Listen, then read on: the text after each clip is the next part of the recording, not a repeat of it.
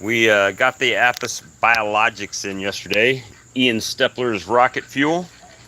Um, it really does not take much. So essentially, I've used, not essentially, I've used 0.14 ounces. 0.14 ounces. Um, I weighed it out on my scale, and I mixed it with a little bit of warm water, and I just have been shaking it because by the time I'm done mixing this stuff, it should be pretty mixed up with the rest of everything else. So it's my goal to put about half of this in each one of these containers here. This one has syrup in it. This one does not have syrup in it yet. This is 2-to-1 mix. Hey Rodney, I got the Apis Biologix rocket fuel here, and I'm gonna put it out for some open feed this morning. But at any rate, I've got 2-to-1 in the one bucket and nothing in the other. So I really need to split this bucket up. But first, I will add a couple drops of peppermint to this one, and a little bit of peppermint extract. I'm going to go ahead and try to put half of this in. Let's see. This would be a shit show probably with my phone. So let's see if I can flip you around one more again. Go ahead and take the top off of this rocket fuel. Really not much of a smell to it. Not much of a smell. I'm gonna see if I can kind of eyeball this. It doesn't really matter because they're going in the same tote, right?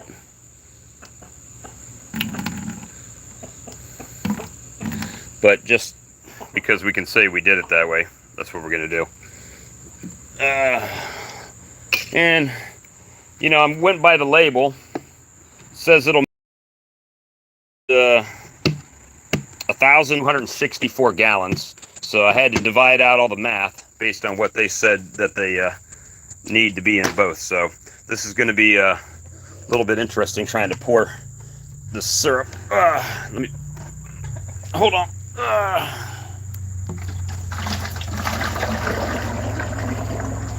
About half and half. There we go. That's pretty close. Pretty close to half and half. And the white bucket didn't have any rocket fuel in it, so we're gonna dump some rocket fuel in there. Ooh, still got some little bit to the bottom, so I'm gonna rinse that out. I'm gonna put a little bit of, few drops of, you see that sheen on the wall? A few drops of that in there, and then we're just gonna fill them up with water and mix it together, and get it thinned down here, get the sugar and rocket fuel mix thinned down. And again, this is all going in one tote, so it doesn't, I didn't really need to get it half and half, but we're gonna mix this together in our open feed.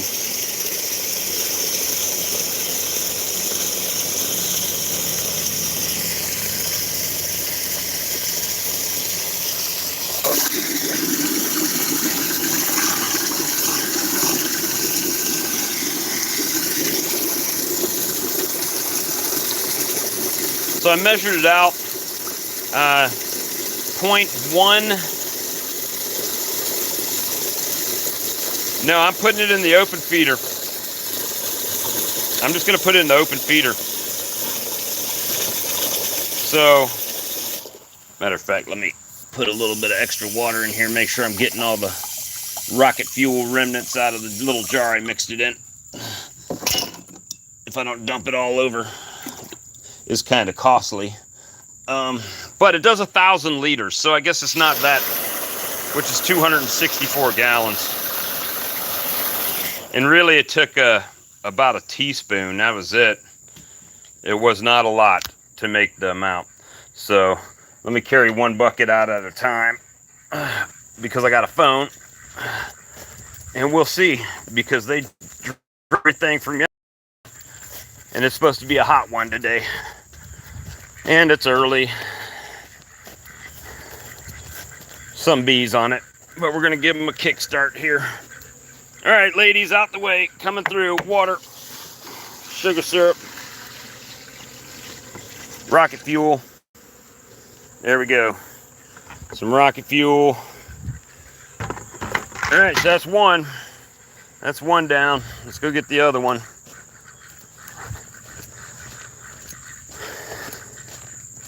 And we'll just let them carry it back to their homes. See how they do with it. Get this other one.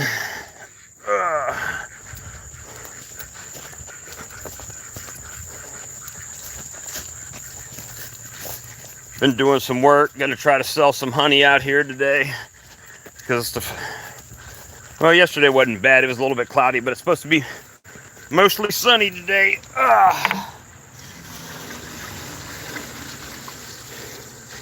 And we'll just float that straw right on top there. And set the buckets on sideways. There we go. And see how busy they get here shortly. Shouldn't take them that long. Woo! Yeah, out of that package, it really took 1 teaspoon to make the measurement I needed to put in there. So it doesn't take a lot at all. So hopefully that does it. It was 0.068 or something like that. I rounded it up to like 0.14. And because, you know, I'm pretty sure there's extra water and stuff in there. And I'm sure these bees will take off. I've already been out mowing this morning. And, you know, doing the deal. Got the truck by the road now. I just got to get some honey down there. But we'll give it a few minutes. How you guys doing this morning? We're gonna, hey, I got a cigarette. So we'll get in the thinking chair. So, yesterday was not a good day for me here. Lost one of my big colonies, was gone. It was there when I hit it with the oxalic acid. And yeah, I did. I put out some good sugar water yesterday, and they devoured it. And then today is the same thing. The only difference is they've got the nutrients in it and a little bit of peppermint. That's it, just a little bit of peppermint. And you know, just trying to recover after figuring out that, hey, you screwed up a few things, Bob. And in the rain, I wasn't able to check my screw ups. And you know, the one nuke, they didn't eat the candy out of the queen cage, but they kept taking care of her, so she was still alive. So she got let out yesterday. So I doubt that colony's gonna leave. I mean, they've been stuck in there taking care of her for a couple weeks. So now it's the question of, is she gonna actually lay? Greg's queen is doing good. It just doesn't have a bunch of bees in there. But, you know, they are doing okay. You can see the sweat coming down in my glasses. I can't see the writing. Yeah, you know, I saw a video yesterday about, you know, I was trying to figure out why that big hive would abscond. And, you know, someone said it was probably, or they didn't say it on my video, but they said it on another video that it was probably mites that caused it to abscond. But I find that hard to believe. I mean, I guess it could be, but the fact that they had Apivar in there, and I hit them with oxalic acid. You know, I've hit them with oxalic acid twice already. So, and an apivar strips. So I don't know. I mean, I guess it's possible, but I don't know what else I could do with those to keep that from happening. I did put a bee escape on the tall colony. I'm trying to merge them all back down in the brood box and let them fill that up like they need to. And, you know, do what they got to do with that. So hopefully this, you know, I trust Ian Stepler. Yeah, usually they get it out with that fondant too. But they didn't. They ate a little bit out of it and the rest of it was still in the tube. So I ended up just popping the little hole and letting her out. Now's the question of, will they actually, you know, will she be able to start laying again? That's the real question. But I'm kind of hanging out to see if these bees find this stuff. Now, what I really need to figure out is how I'm going to mix this pollen. So the Biologix, the Apivar Appy Biologix for the pollen sub, one pack is enough to do 50 pounds. So I guess I'll have to divide the weight, because first of all, if it was a whole bag, it's only 40-pound bag. And I have no way to mix that much. So the best thing I can do, I figure, is to mix that, or maybe put 10 pounds in a 5-gallon bucket and mix it up that way. I've got the flaxseed oil, I've got the coconut oil, I've got everything that Ian put in his.